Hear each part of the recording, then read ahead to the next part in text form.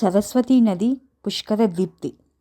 నదీ స్నానాలు, కోనేటి స్నానాలు, సముద్ర స్నానాలు, మంగళ స్నానాలు హిందువుల సాంప్రదాయం. అలాగే తీర్థయాత్రలు, పుణ్యక్షేత్రాల దర్శనం కూడా నీటితో ముడిపడి ఉంటుంది. నదీ స్నానాల్లో పుష్కర స్నానం పుణ్యప్రదమని పురాణ వచనం. ఇలా జీవరాశులకు ప్రధానమైన జలం ప్రాముఖ్యతను గుర్తు చేసేవే పుష్కరాలు. మానవాళికి మహోపకారిగా, మోక్షప్రదాయినిగా నిలుస్తున్న పవిత్ర సరస్వతీ నది పుష్కర శోభను సంతరించుకుంటుంది. బృహస్పతి మిథున రాశిలో ప్రవేశంతో అంతర్వాహిని అయిన సరస్వతీ నది పుష్కరాలు ఆరంభం కానున్నాయి. 15/5/2025 నుండి 26/5/2025 వరకు 12 రోజుల పాటు సరస్వతీ నది పుష్కర వైభవం వెలుగొందనుంది.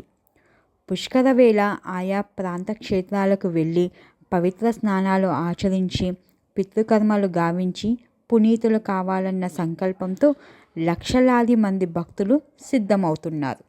పుష్కరాలు జరిగే ప్రదేశాలు: సరస్వతీ నది ఉత్తరాఖండ్ రాష్ట్రం బద్రీనాథ్ దగ్గరలో మన అనే గ్రామంలో పుట్టింది. అయితే ఈ నది అంతర్వాహిని. అందువల్ల సరస్వతీ నది పుష్కరాలు మనలో జరుగుతున్నాయి.